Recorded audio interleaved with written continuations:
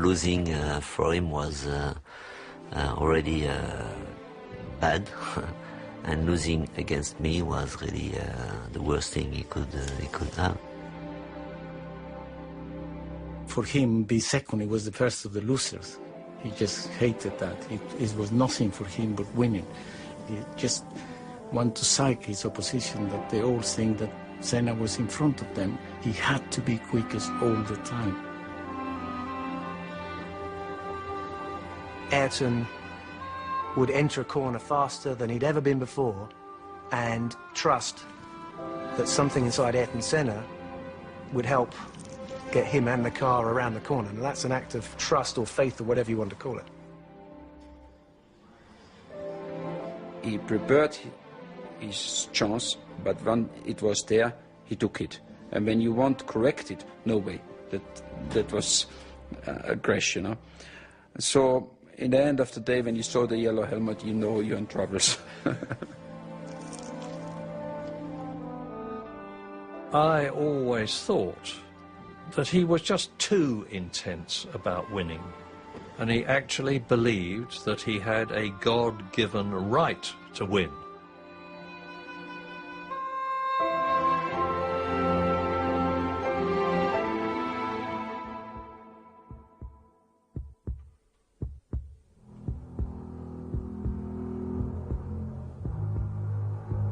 You think you have a limit. As soon as you touch this limit, something happens and you suddenly can go a little bit further. With your mind power, your determination, your instinct, and the experience as well, you can fly very high. Ayrton Senna's talent, commitment, and determination carried him beyond normal boundaries. He displayed a supreme ability behind the wheel of a racing car, but he also demonstrated an immense depth of character, of thought, and of emotion. His tremendous rivalry with Alain Prost throughout the late 80s and early 90s extracted every element of his genius. But if there was one area where Senna truly flew high, it was racing in the rain. His precision in the wet, it was just unbelievable. He just filled the car so much more. In the wet, you have to be very precise. You cannot make any judder with the steering. Or you got to be much more gently with it. And Ayrton filled the car much more than any other driver. First of all, looking out of my commentary box window, I saw the worst weather that I have ever seen at any race anywhere in the world. And it was rather embarrassing to me as an Englishman that everybody who thinks that it always rains the whole time in England was getting their suspicions proved. Ayrton was always very, very fast when it was wet. And this day we had a little bit everything for him and a little bit everything against us to look stupid. We employed somebody for the weather forecast, you know, and he was at the airport, close to the track at Donington, and we were in permanent contact with him, you know. So we started the race, and then he was saying to us, I mean, not to me, not to the engineers, that you know, we had a shower and a big shower, so we had a few spots, and then I stopped for the tires, and then we had just a few stops, and then dry, you know.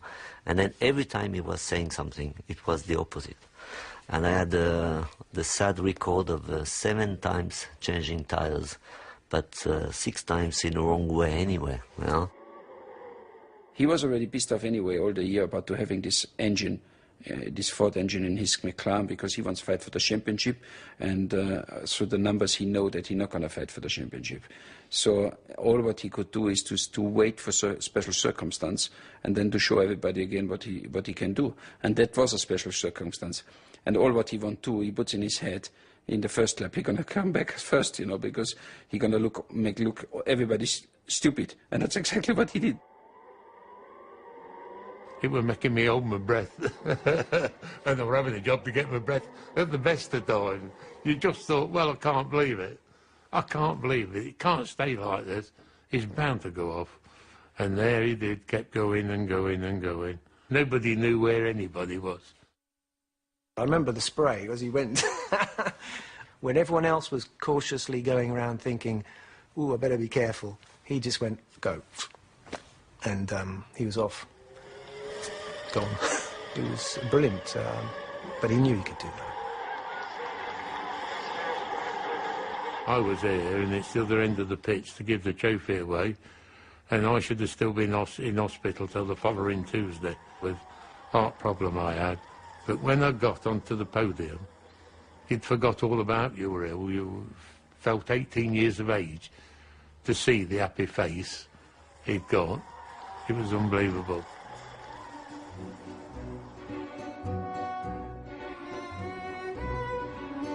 His roots were firmly grounded in the sprawling steel-making city of São Paulo, the industrial heartland of Brazil. Here, amid the energy and bustle of South American commerce, Ayrton developed his talents on the kart track at Interlagos and began a collection of trophies that would become greatly cherished by his close-knit family. O Ayrton sempre foi uma pessoa extremamente determinada. Ele sabia exatamente o que ele queria e ele ia atrás daquilo até conseguir.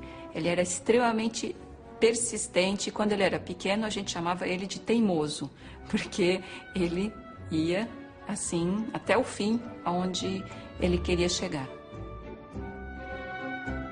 De criança eu lembro muito a época que ele corria, que ele treinava de kart, da época que ele inclusive foi viajar para fora, e nas viagens que ele fez para fora para correr em campeonatos de kart, eram viagens rápidas, mas que sempre tinha uma expectativa muito grande de que resultado que ele ia obter, e sempre teve, cada ano ele tinha resultados muito positivos. Então as minhas recordações são muito ligadas a isso, porque a vida dele era muito, muito ligada ao automobilismo. Desde que eu nasci, desde que eu me lembro, ele já andava de kart quando eu nasci. Before long, kart racers in Brazil and all around the world became all too aware of the driver in the yellow helmet. O Ayrton, eu conheci ele quando era um garoto de kart, ele era piloto de kart. Mas na época eu já pintava para o Emerson Fittipaldi, que era bicampeão mundial de Fórmula 1, para o Nelson Piquet, que já estava na Fórmula 1, então ele queria criar a sua identidade também. Então eu resolvi, pensando em colocar uma cor quente no capacete, como a Ferrari, que é vermelha, pintei ele de amarelo, certo? Com duas faixas saindo em verde e azul, saindo como se fossem os olhos dele, porque dá movimento e dá agressividade também. Então assim foi feito e foi composto as cores do país, em verde, amarelo, azul e branco. Quando Ayrton retornou, ele quis adotar essa pintura, que ficou para sempre a pintura dele. Foi isso aí. I know him since long time ago, because we did 2 World Karting Championship together in Le Mans and Estoril, 78 and 79. So this goes back to the very, very old days. And he was very, very committed. He had this, this star, these eyes. He was exceptionally committed, I think, more than anybody else. A gente sempre foi uma família super unida, e quando Ayrton foi morar na Inglaterra, todos nós sentíamos muito, e ele também, né, a falta, a distância. Então a gente muitas vezes ia para lá, ou quando ele podia vir, para poder ter essa proximidade maior. Ele escrevia muito. Cada corrida que ele fazia, ele escrevia detalhando cada curva, cada coisa que ele tinha feito. A gente tem essas cartas até hoje, e mesmo à distância, o contato sempre foi muito, muito próximo. Como o Ayrton, quando foi para lá, ele não sabia inglês, então ele ficava em frente da televisão, horas e horas, tentando entender o que estava se passando, procurando aprender a língua e se concentrando. Ele também não sabia cozinhar, nunca soube, e na verdade ele passou alguns anos comendo ovo frito, ovo cozido, ovo mexido, todos os tipos de ovos possíveis e imagináveis, porque era o que ele conseguia fazer. Quando o Ayrton me procurou, em 1984, em janeiro, ele tinha muita preocupação com o preparo físico, com a sua saúde, porque ele era muito magro, uma pessoa realmente fraca, e era até chamado franzino Ayrton Senna pela mídia. Nós iniciamos um trabalho, percebemos a vontade férrea que ele tinha de buscar ser mais forte, mais resistente. Era uma pessoa que tinha uma força interior muito grande, porque ele não media esforços. Se alguém perguntar qual a diferença do Ayrton, é esse fazer. Porque saber de cabeça é não saber nada. E eu falava muito para ele isso. Ayrton, o sábio não é o que sabe, o sábio é o que faz aquilo que sabe.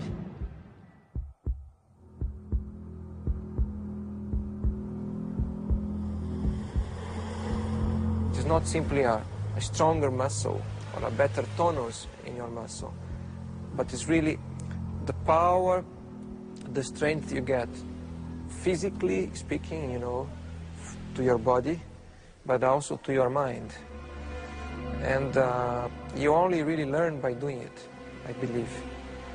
Once I realized that there was something special in there, I really focus and try to learn about myself, because it's basically learning about yourself, learning about your own limitations, learning about your strengths, your qualities, and trying to make, as a whole, a smoother person. I don't remember exactly, but certainly in 1983, I was very much aware of him in Formula 3 in England, and he was very persistent, about winning. He was very good at that already that early in his career, but very persistent about trying to persuade Patrick and myself to let him test his first drive in a Grand Prix car, in a Formula 1 car.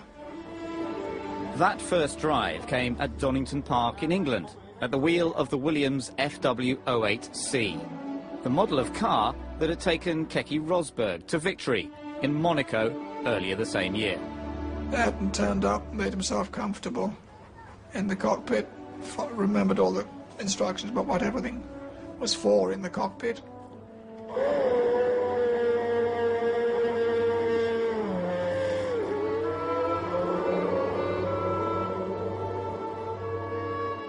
At the time, he was only halfway through his first season of Formula 3, but he was totally undaunted by the Grand Prix car with triple the power of his usual mount. I set off, did what we call an out and a straight back in lap to check over the car mechanically. And then over the next 21 laps, I think it was, he just went off a second quicker than the car had ever been around there. And then said, I think that's all right, I've got enough in my head, got out of the car and went home. So we were quite astonished. In that particular day, it was obvious that his brain was in total control of everything else. Was just ahead of the game. Clearly belonged in a Grand Prix car. He was born for that, if you like. We weren't ready to put him in the team in '84, partly for contractual obligations to other drivers. And then he went off to Lotus and then to McLaren. So it was quite a long while before we were able to offer him a seat, which was for '94. When he went to Tolman, it was fantastic to see another Brazilian driving. I mean, by instinct, I was always more of a fan of Ayrton than I had with any other Brazilian Formula One. I never had the chance to see Emerson, but I had the chance to see Nelson. With Ayrton, was different. I felt like he was driving tremendously, and he was going to be a champ. I remember we had a discussion about top drivers like Nelson Piquet or whatever. And I said to Ron and even all the people, take the best young guy coming, you know, to get a very strong team is Ayrton. They all said to me, why you want to have Ayrton, you know? I said, yeah, why not, you know, I mean, it's thinking about the team. So having a teammate like Ayrton was very, very different to all the teammates I had, you know. And also for Formula One, it was really exceptional to have two drivers of this same caliber. When Ayrton came into Formula One, Alain Prost was the top. He was number one, and he was the one that he wanted to catch. He wanted to beat him. And when he started testing with us and racing with us, he was not interested in anybody else in the grid. You know, just Alain, what time did he do? What tires is he using? What rear wing has he got? What springs has he got? He just wanted to know what Alain was doing, and that's the one he wanted to beat. He was a man like no other man I had ever met before. He was almost a mystic. He was very, very, very intense. He was a charismatic personality. He could be absolutely charming, but there was another side to his character.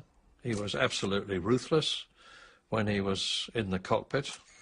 And he was an intensely religious, God-fearing man. And he actually believed that he had a God-given right to win.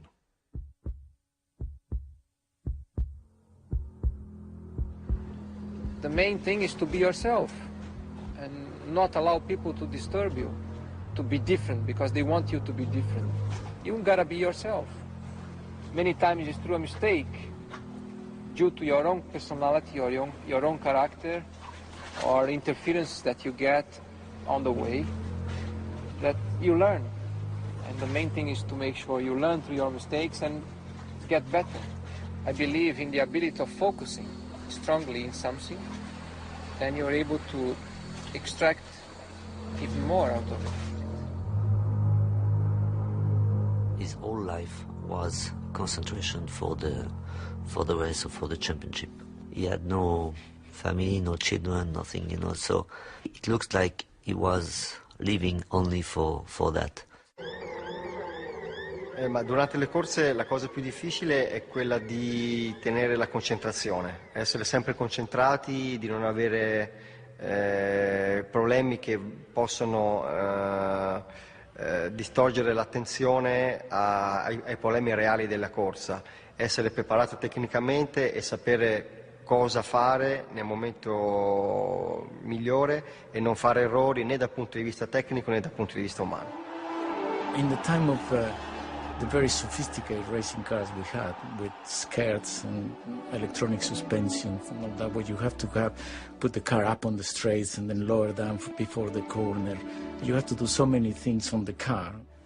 Ovviamente qualsiasi pilota che partecipa ad una manifestazione sportiva automobilistica, a prescindere che sia Formula 1 o altre categorie, è esposta a dei rischi. Questi rischi sono considerati, nessuno corre senza utilizzare la testa, perché un pilota senza la testa non ha futuro. Un pilota senza la testa ha una carriera molto breve, perché farà molti incidenti e si farà sicuramente male. Quindi questa è una categoria dove serve essere veloci, performanti, costanti e intelligenti. As a racing driver, one has to be in tune with your emotions, your body, your mind, your psychology, all these things. So I think Ayrton had those qualities in abundance, and he was questioning. He seemed like a driver who was constantly questioning what it was to be a racing driver.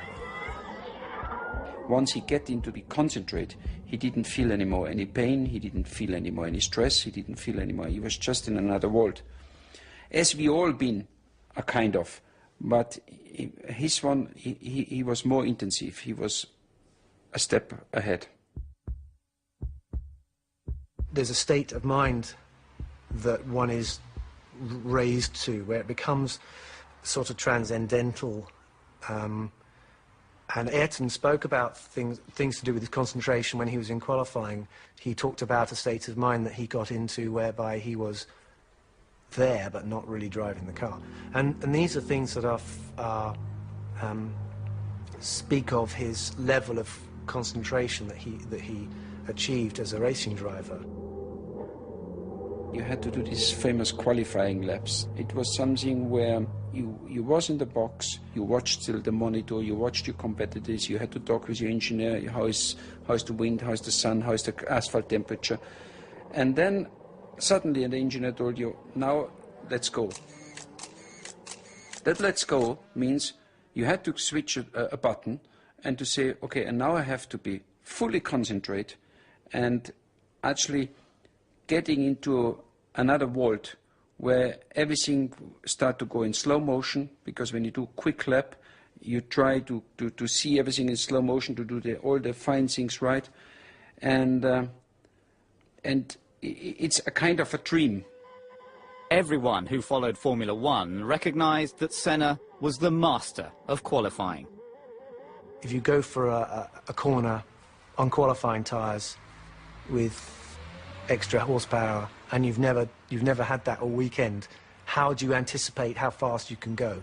How do we know how fast the car is capable? So Ayrton would enter a corner faster than he'd ever been before and trust that something inside Ayrton Senna would help get him and the car around the corner. And that's an act of trust or faith or whatever you want to call it.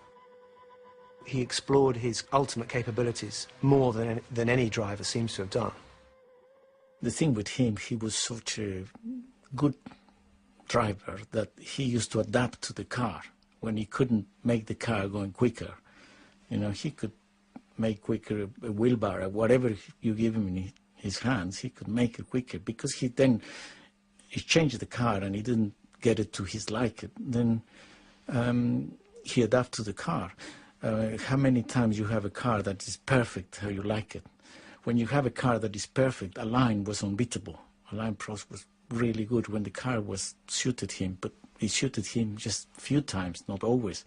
I was doing all the tests, and in winter I was not testing. I was doing all the tests for him, and to set up the car, I don't think he was the best driver, but driving mentally and getting the pole and being quick on one lap, and he was really the best, you know. So I don't think I learned very much, because it's a little bit easier to learn about the car and the way you can improve the car than the mental way, because you cannot change your mental just like this when you decide it, you know.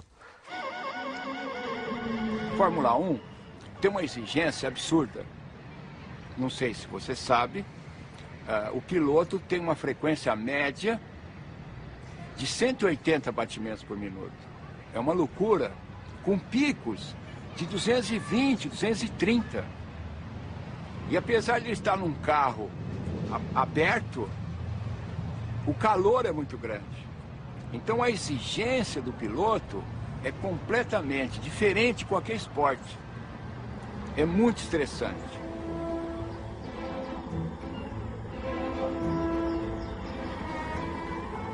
Havia sofrimento, claro. Trabalhávamos a 1h da tarde, que é horário de verão, para pegar o maior calor. Porque para o Ayrton interessava, lá na Fórmula 1, quando a competição era extremamente desgastante. Quanto pior, melhor. Por quê? Porque ele estava muito mais preparado do que as outras pessoas, do que os outros pilotos, que na época não se dedicavam ao trabalho com o corpo, com a mente, com as emoções, com o espírito. Por isso, ele se tornou imbatível. Eu lembro quando começamos com a meditação, ele tinha uma dificuldade muito grande de não pensar. Tinha assim achava terrivelmente difícil fazer isso. No entanto, ele se envolveu tanto com esse processo de meditação que ele conseguiu momentos de uma profundidade mental tão eloquente que atingia níveis inigualáveis de profundidade, que ajudava muito nas tomadas de tempo, ajudava muito nos seus recordes, nas suas vitórias, porque a concentração dele era máxima devido a esse trabalho de meditação, de respiração, de relaxamento. Monaco was a special place for Senna. He shot to fame by nearly winning the race in his debut season and would go on to take victory in the Principality a record 6 times.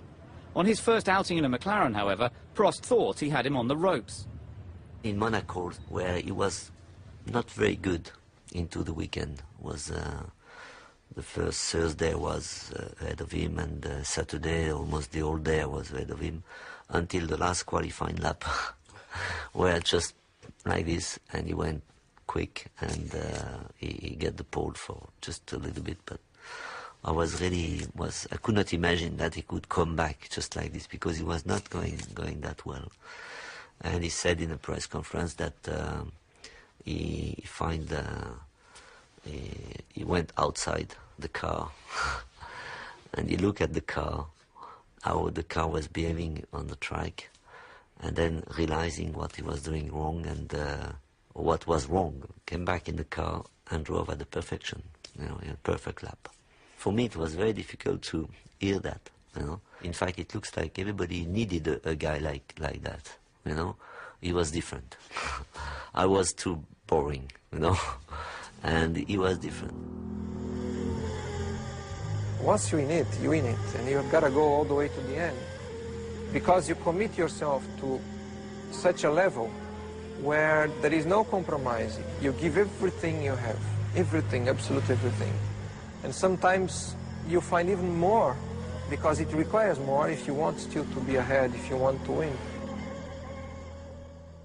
The uncanny will to win that he had, I've never seen it in any other sportsman. I certainly haven't been connected to anybody that had that fear, determination to succeed and to win.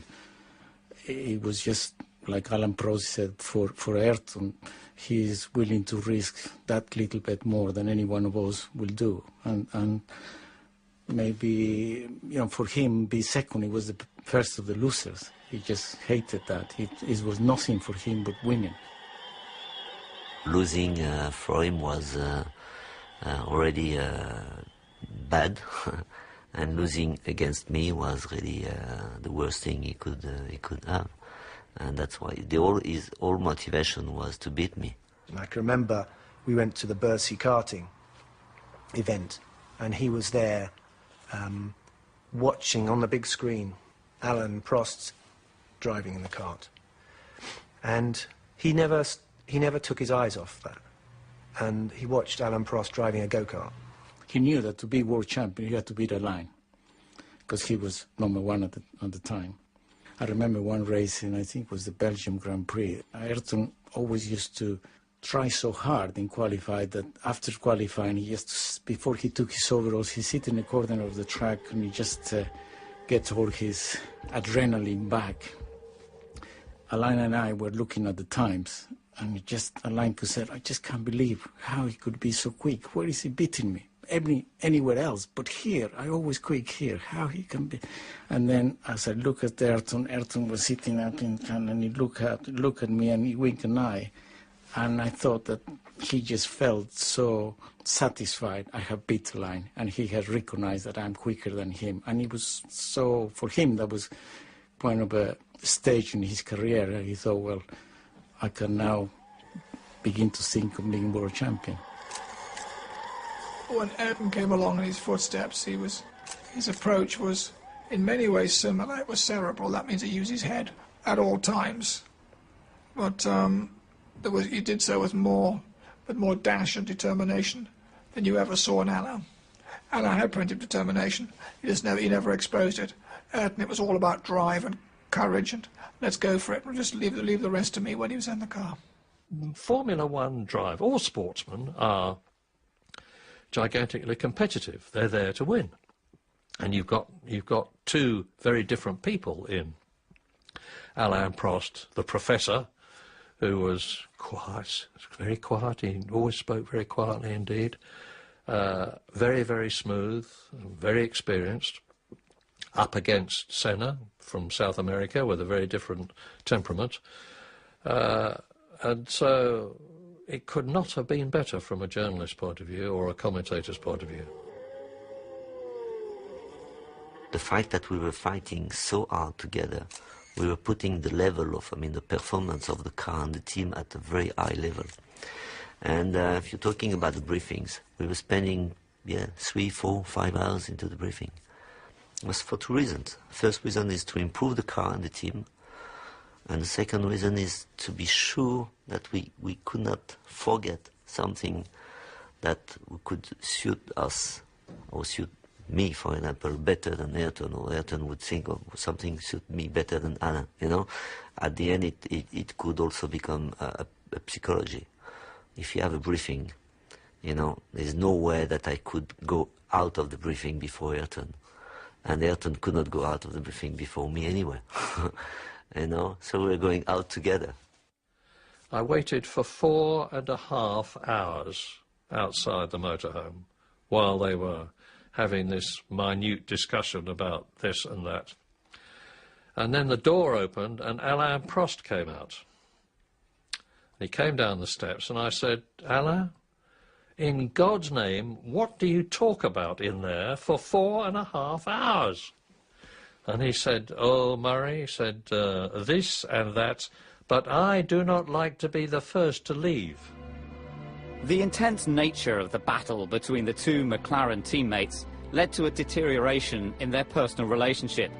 Other teams and drivers were simply not at the same level, so Senna and Prost focused on one another, both in and out of the car. But that was part of the fight we had anyway. Everything was tough. On the track, outside the track, setting up the car, all kind of things was really just at the limit all the time. We also knew that if we were quick and fast and a winning car, that was also because of us, because of the drivers, because we were dominating, Formula One. It's not pretentious to say that. Eu acho que o Ayrton e o Alain foram pessoas que precisavam muito uma da outra, porque para eles poderem desenvolver os próprios potenciais no top, da forma mais perfeita,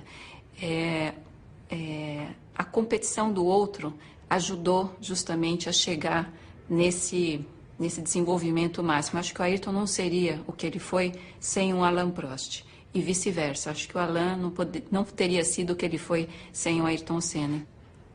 Uma vez perguntaram para o Ayrton se ele tinha inimigos. E eu acho que o Ayrton respondeu uma das coisas mais lindas que ele respondeu em todas as suas muitas entrevistas. Ele disse que a vida era muito curta para se ter inimigos. Então, eu acho que, às vezes, a vida é mais curta ainda do que a gente pensa, como aconteceu com ele. E eu acho que essa frase é perfeita, seja no momento que ele e o Alain eram inimigos, ou depois, que nem eram, mas para qualquer condição como essa, eu acho que essa frase é perfeita.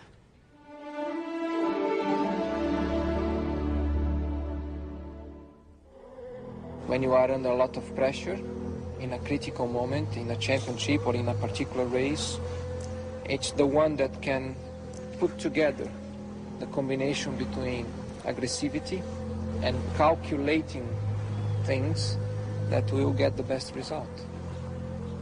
And you need more than anything a very clear mind to understand exactly when is the moment to be aggressive, when is the moment to be calculating. To win a championship, you need the combination of those elements in the right doses at given moments. The lifestyle enjoyed by Ayrton was that of the rich and famous. Beautiful houses, lots of toys, and opportunities to relax. But his love of Brazil and for its people was reflected in the way they felt about him. He was idolized by the ordinary men and women in the street, and he's still idolized today. Máximo, pessoa extraordinária, maravilhosa, foi embora muito cedo. Senna. Vagabundo, meu, é ele. Oh, esse pra nós aqui é o melhor do mundo. Muito legal, muita saudade dele. Faz muita falta pro esporte brasileiro. Representava muita alegria, né? Ao domingo. Tinha muita emoção nas grandes corridas dele. Grande piloto, tem muita alegria para nós no Brasil. É difícil ter outro piloto igual. Ai, que beleza! A pessoa representa tudo pro nosso país. Foi o maior ídolo, a maior glória, foi tudo. Acho que para todos os brasileiros nós é a honra de ter uma foto dessa aqui, observar assim e ter como lembrança, né? Ele pra mim ele foi um dos melhores brasileiros do mundo e ele deve ser homenageado por todos porque eu acho que ele foi o melhor, mesmo que ele já tenha ido. Isso aqui representou pra gente os melhores fins de semana aqui do Brasil. Para mim, um ótimo atleta, uma ótima pessoa, um ótimo ser humano e um exemplo de vida. Deu até um nó da garganta quando eu olhei. Isso para mim significa muito, viu? Muita saudade.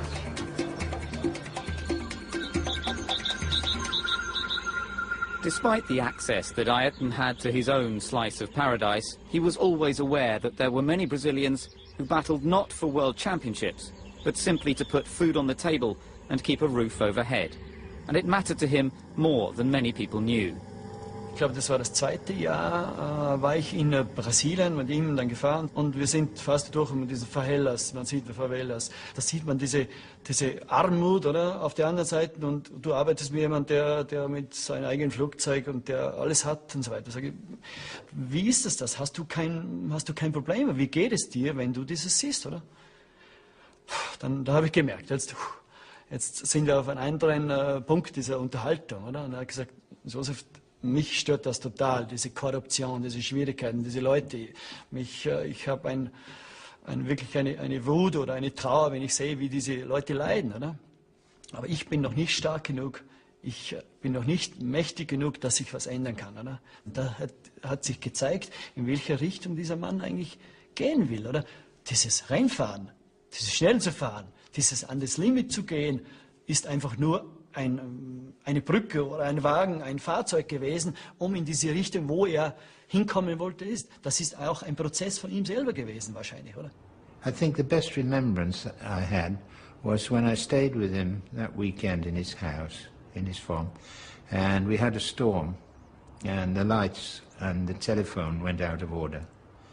And I needed to phone my wife, who was in Scotland. So we went out, and we found a telephone box. So I phoned my wife, and he went outside. It was dark, and he was standing under a light, a street lamp, and some kids had seen him and recognized him, and by then he had 20 or 30 children around him, and he was chatting to them and signing their autographs for them. And when I came out of the telephone box, that's one of the sweetest memories I have of him, standing with the light playing on his head and shoulders and surrounded by the kids and being so nice to them.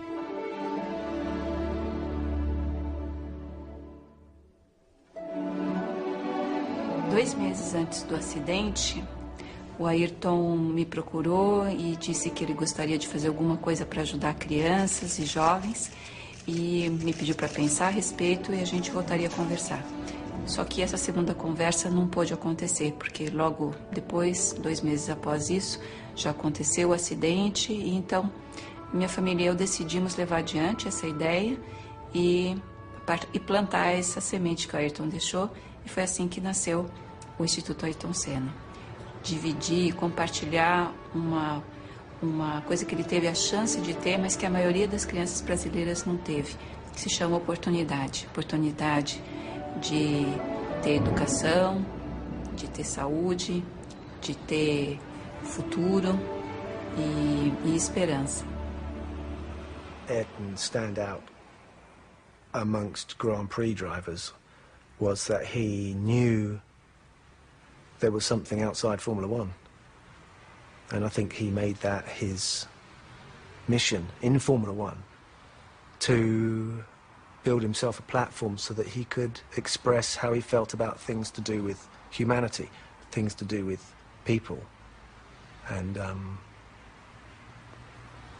maybe his approach within Formula One was ruthless sometimes, maybe not humanitarian even, but there's no question that what he felt was a deep empathy with mankind and with the problems in the world.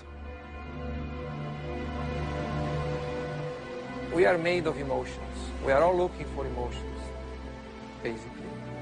It's only a question of finding the way to experience them.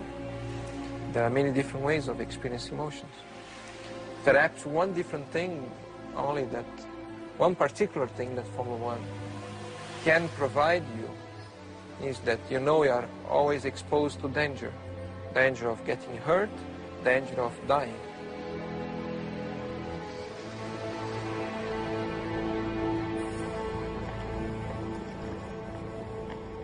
Travel was a major factor in Senna's life. To ease the strain, he acquired his own aircraft and employed the services of a private pilot. Over a period of 4.5 years, Owen Omani got to know his employer extremely well. Very often we used to go backwards and forwards to Brazil, and we'd leave São Paulo at 10:30 at night, and Ayrton would lay out the bed at the back of the aircraft, go to sleep in his pyjamas, and we'd shut the door. And then first thing, 7 o'clock in the morning, I used to come back to the cabin, wake Ayrton up, and we'd be landing in England at 7:30, 8 o'clock in the morning. He'd be as fresh as a daisy, and of course we were totally shattered. My compliment to him is to say that he was big enough to be little, if you understand what I'm saying. In April 1994, Owen flew Senna to the Imola circuit for the San Marino Grand Prix. A Imola Ayrton si è sempre trovato in maniera particolare, come sul circuito di casa. Da allora, dopo l'84, Ayrton Senna ha conquistato 8 pole position in 10 anni. Ha cominciato con le Lotus e poi con la serie incredibile con McLaren, per finire con Williams, e anche l'ultimo anno in cui lui corse a Imola era chiaramente in pole position.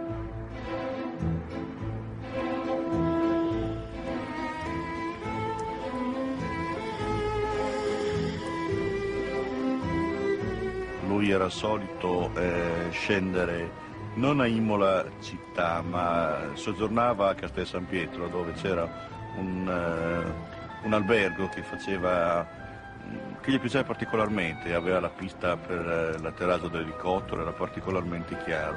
Era oltre al castello dove lui e la sua squadra risiedevano. Era una persona comunque molto, molto semplice, dolce e soprattutto riservato. Infatti chiedeva spesso di mangiare qui da noi nel ristorante, però voleva magari l'ultimo tavolo, quello più nascosto, più diciamo lontano dalle persone. The whole weekend was terrible. I mean, when first of all the accident of Ruben Barrichello, then the day after Roland Ratzenberg, and Ayrton only met him the day before because it was his first Grand Prix, and he was very upset about it. The team manager for Ratzenberger arrived, so I had to tell the team manager what had happened, and Senna was standing alongside me when I did that, and the team manager went away, and then Ayrton got very, very upset and cried a bit, and that's when I said to him, you know, Ayrton, you've been 3 times world champion, you're the fastest man in the world, and you like fishing, so I said, why don't you quit, and I'll quit, and we just go fishing. So when you asked him a difficult question, he wouldn't answer immediately, he would think, and he could see he was thinking, and how was he going to deal with that suggestion. And then finally he said, Sid, I can't quit. And I suggested to him that he didn't drive the rest of that weekend. And he said, and I've got to drive. I've got to drive tomorrow. He said, there's no way that I can stop driving at the moment. A special hello to our dear friend Alan. He says, we all miss you, Alan. In the morning, when we had this TV coverage, so I was doing my job, and then we look at the commentary of Ayrton, and the first thing he says is not, okay, I take this corner in first gear, second gear. He said, this first hello to Alain, Alain, I miss you. And I was really, you know, on live, and they put that in the morning, they put that before the rest. I mean, again, you know, I mean, people, so at the end it was like a sort of, all the friendship we had was a little bit hide, you know, with all the fight we had was really, you know, just, we in the last 2 weeks we had a sort of, so, that's good, you know, that in a strange way also. The last thing I remember in my life was there, of course, as a Ferrari driver, the Italians have a special way to celebrate you. And when they announced my name, the Italians was jumping and shouting. And I was just in front of his car, and he was in the car, and he looked to me, and he was laughing and things. So you really could see we was friends. It was an honest laugh. He was even happy if something went well for me. And that actually is the last time I really looked to his eyes, and we just been we seen each other.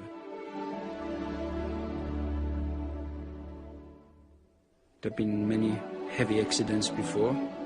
I had a very heavy accident in '89. I nearly died there, and Ayrton, one day after, Ayrton phoned me in the hospital how I am, and I said to him, I'm okay, but I think this corner, it's very dangerous, and I think one day somebody gonna die there. It's too dangerous, and should be doing something. But okay, we was talking a bit, and then we went to testing to Imola a couple of months later, and Ayrton and myself say this corner should be changed, and we walked to this corner, and we looked how it could be changed, and we looked over the wall, and Ayrton says to me, but look, I cannot change this. There's a rebar behind, so there's no way to move the wall. And we look both and say, yeah, unfortunately there's a river behind, we cannot move the wall, so that's how it is, and we walked back again. And it was exactly the point where he died.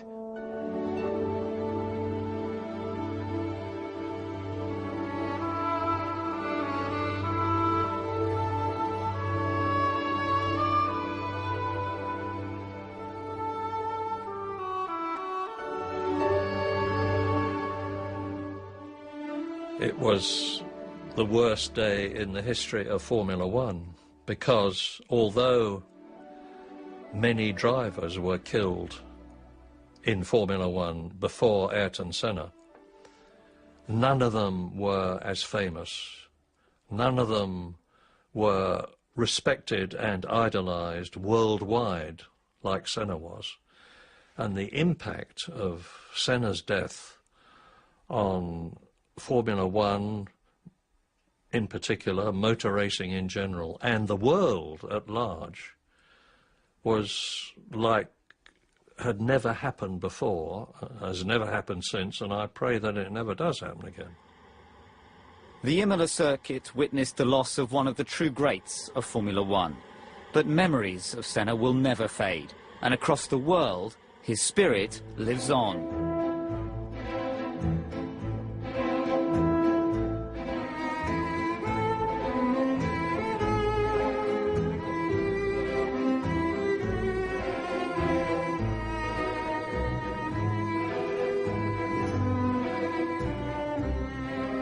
A ideia que eu tenho é que ele está muito próximo. Eu não sei como explicar. Eu sei apenas sentir. E a certeza de que ele está muito próximo, porque nós temos essa coisa com a morte, de que não devemos falar, não devemos pensar. A nossa civilização, ela renuncia à morte.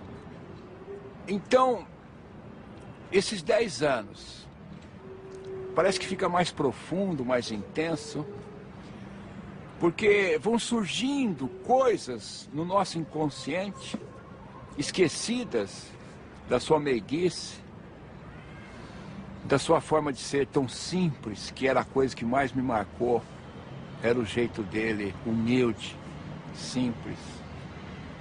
Uma vez o Ayrton disse que os ricos, as pessoas ricas, não podiam continuar vivendo numa ilha cercada por um mar de miséria, que todos nós respirávamos o mesmo ar. E a gente precisava dar uma oportunidade, ao menos uma oportunidade fundamental para as crianças e jovens. Então, essa é uma visão que o Ayrton tinha, que eu tenho, e nasceu da minha família, como uma educação, com uma educação de valores, que respeita a pessoa do outro e pensa que é importante que todos nós possamos ter oportunidades, dar certo, respeitar as pessoas e ser responsáveis, ser corresponsáveis pelo próprio país. Nesses 10 anos de trabalho, nós estamos completando também 10 anos esse ano, nós atendemos a 3.930.000 crianças e jovens em todo o país. If I did the things I did, it's because I had, first of all, a good opportunity in life to grow properly, to live well, live healthy, learn a lot, and I was led at the key moments to the right direction, I believe.